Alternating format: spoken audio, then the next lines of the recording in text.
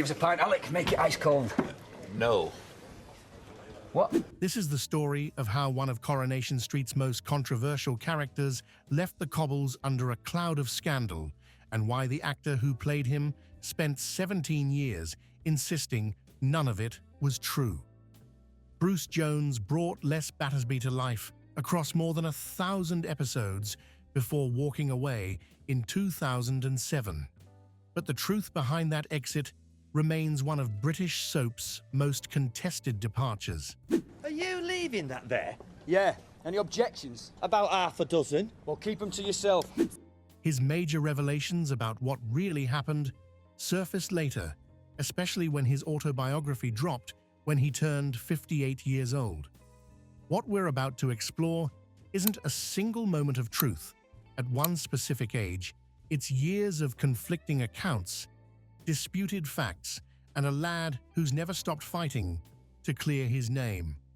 The beginning takes us back to Collyhurst, Manchester, where Ian Royston Jones arrived on the 24th of January, 1953.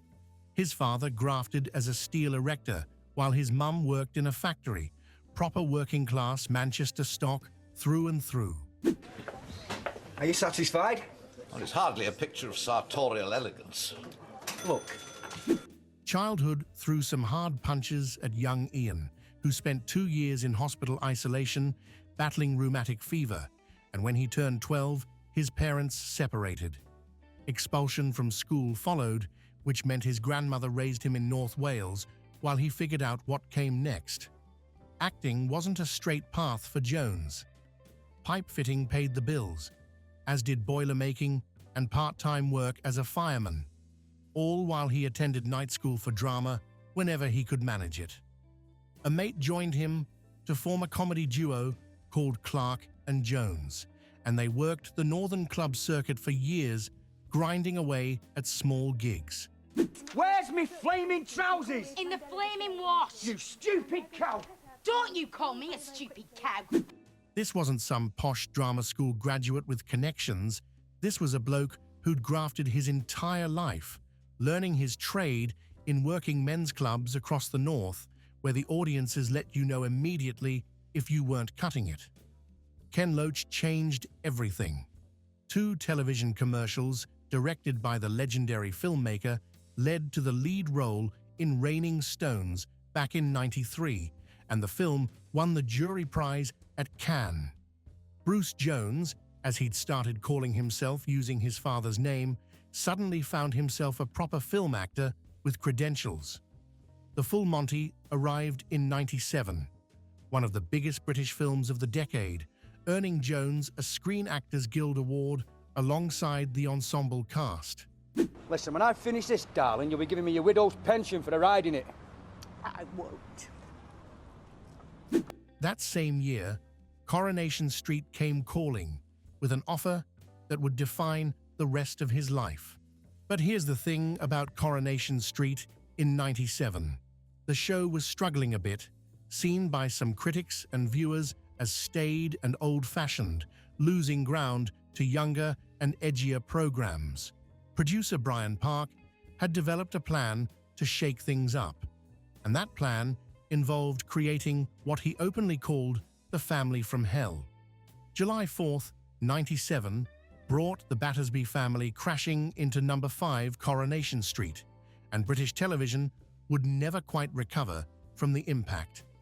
Les arrived with Janice, Leanne, and Toya as Weatherfield's answer to Wayne and Waynetta Slob. What's all this then? That's a lovely motor, that. Have you got a foot pump? Never been used. You're gonna have to move away from here, I'm telling you. Loud and brash and completely unbothered about what the neighbors thought, they were everything Coronation Street traditionally wasn't. Les Battersby was written as an outspoken bigot with an aggressive streak, the kind of character designed to make viewers uncomfortable, and it worked brilliantly. Longtime fans were furious about it, flooding the show with letters complaining about this loudmouth from hell ruining their beloved program. But Bruce Jones understood something about Les that made the character work beyond the surface-level offensiveness. Beneath all that bluster, lived a bloke who loved his family fiercely, who tried his best despite being completely out of his depth most of the time. Years on the cobbles mellowed Les from villain to comedic anti-hero, the kind of character you'd shake your head at but couldn't help loving despite his many flaws. The storylines gave Jones proper material to work with. Headbutting Curly Watts became infamous, attracting so much attention that Jones received actual threats in pubs from viewers who couldn't separate actor from character.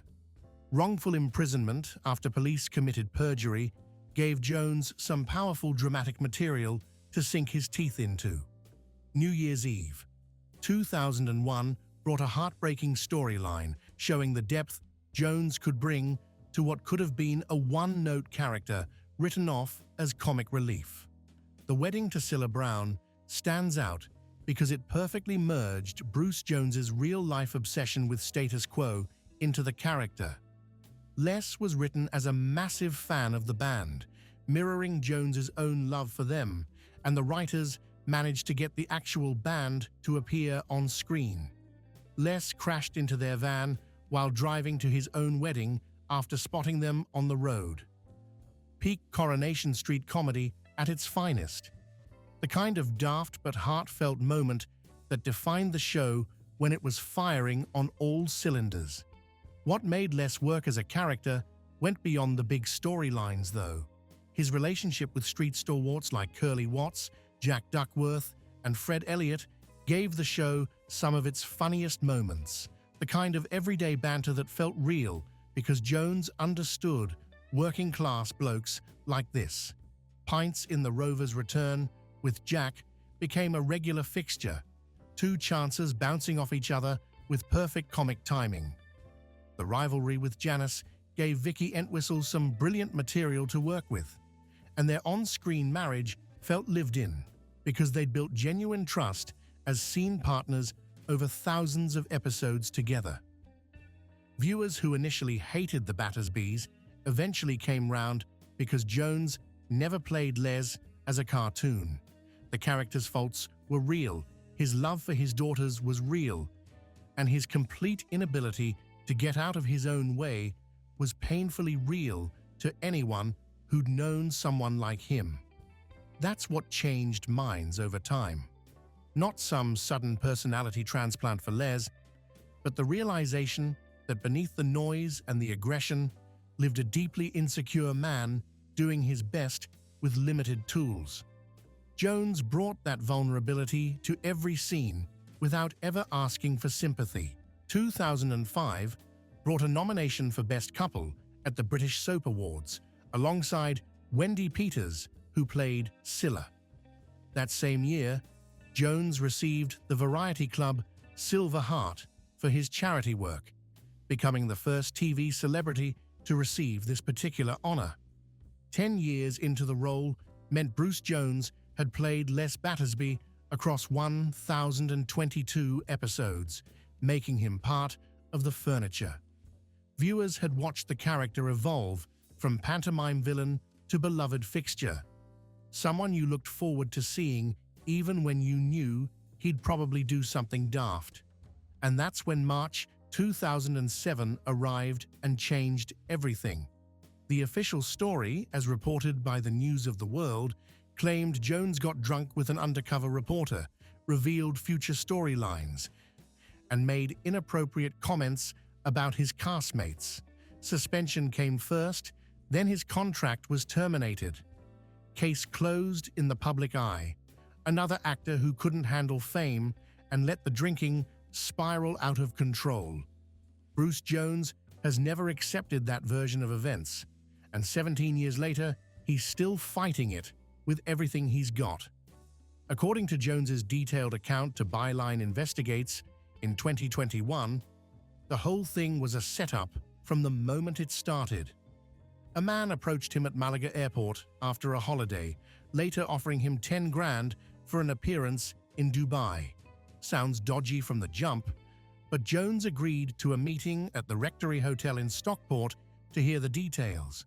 That's where he encountered the mysterious Asian man, who turned out to be Mazhar Mahmood, the so-called fake sheikh who'd built his entire career on elaborate stings.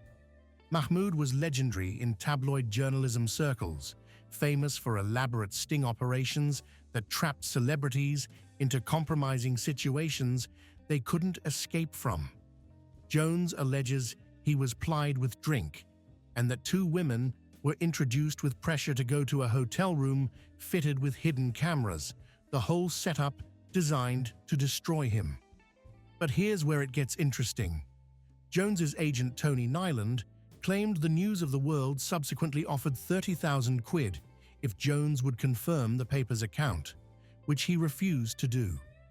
The kicker came years later when Mazhar Mahmood was imprisoned in 2016 for perverting the course of justice in an unrelated case. The journalist who built his career on exposing celebrities turned out to be dodgy himself, which lends weight to Jones's claims even if it doesn't automatically prove everything he's said. The details Jones disputes are specific and unwavering. The paper reported he'd revealed storylines, but Jones says flatly, "I've never given storylines about Coronation Street away." Racist comments were alleged by witnesses, but Jones maintains, "I am not racist," and he's been publicly backed on this by his former co-star Jimmy Harkishan, who played Dev Alahan. 19 pints of Guinness supposedly went down during the encounter, according to the News of the World. But Jones points out the absurdity of this, asking how he could remember everything so clearly if he genuinely consumed that much drinking. His version stays consistent across every interview, every public statement, every opportunity to tell his side, set up, entrapped, and then discarded when he wouldn't play along with confirming the tabloid's version of events. The nature of his departure also sits in dispute. Official reports label it as sacked, contract terminated without room for negotiation. Jones insists it was mutual consent, that he chose to leave rather than fight a battle he couldn't win against a tabloid juggernaut with unlimited resources. No proper exit storyline was written for Les Battersby after a decade of service to the show. The character who'd been central to Coronation Street simply left to become a roadie for an Irish tribute band called ZZ Top o' the Morning. That's how little respect his departure received from the people who'd employed him for 10 years. Jones spoke to the Daily Mirror in September '07, and his words cut deep. "The fake sheikh ended my life for years. I wasn't sacked, but nobody would touch me after that. At that point, I started to drink." What followed was a spiral that Jones has been brutally honest about in the years since. August '09 found him drunk and grabbing the steering wheel repeatedly while his wife Sandra was driving on the A55 in North Wales. Guilty pleas to dangerous driving followed in court, where his wife told the magistrates her own incidents. Separation came next, then bankruptcy, then homelessness, despite having earned an estimated 1 million quid during his Coronation Street years. All of it was gone, spent, or lost, or drunk away. The 2015 documentary Celebs on Benefits, Fame to Claim, featured Jones speaking publicly about his depression and his fall from grace. His 2011 autobiography, Les Battersby and Me, promised to reveal the truth and private misery behind the headlines. Though one Amazon reviewer put it bluntly, "Without giving too much away, I will say he is the orchestrator of his own misfortune." Drinking has played a major factor in his fall from grace. Netflix's documentary, The Ripper, in 2020, gave Jones a platform to speak about an experience that haunted him long before Coronation Street entered his life. October 1977 brought him to a Manchester allotment, where he discovered the mutilated body of Yorkshire Ripper victim John Jordan. The experience destroyed his first marriage and gave him recurring nightmares that never fully went away, and he was initially treated as a suspect by police. 20 years later, when he joined Coronation Street, the tabloids dug up the story and ran it again, making Jones feel ill and want to leave the show. The picture that emerges is complicated and messy. A man who'd experienced genuine trauma, who battled with drinking throughout his adult life, who by his own admission made terrible choices that hurt people around him. But also a man who insists the specific allegations that ended his Coronation Street career were fabricated by a journalist later proven to be corrupt. Both things can be true at once, which is what makes his story so difficult to reduce to simple heroes and villains. Vicky Entwistle spent a decade as Jones's on-screen wife playing Janice Battersby, and she's publicly supported him throughout the years since his departure. October 2024 brought a tweet from her that said, "I know you are hurt." An email does in no way qualify. I guess the constant calls for you to come back upset them. Her support carries weight because she worked alongside him for years and saw the truth of who he was behind the character. So where is Bruce Jones now at 71? This is where the story takes an unexpected turn that nobody saw coming. Jones has rebuilt his life from the wreckage. 3 private pensions and a state pension keep him financially stable. No longer homeless or bankrupt or desperate. Acting work continues, with appearances in various projects, including a 2023 Disney Plus revival of The Full Monty.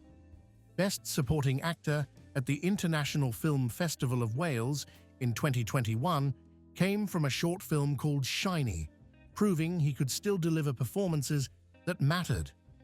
But the most remarkable development came in 2024 when Bruce Jones, at 71 years old, debuted as a professional wrestler.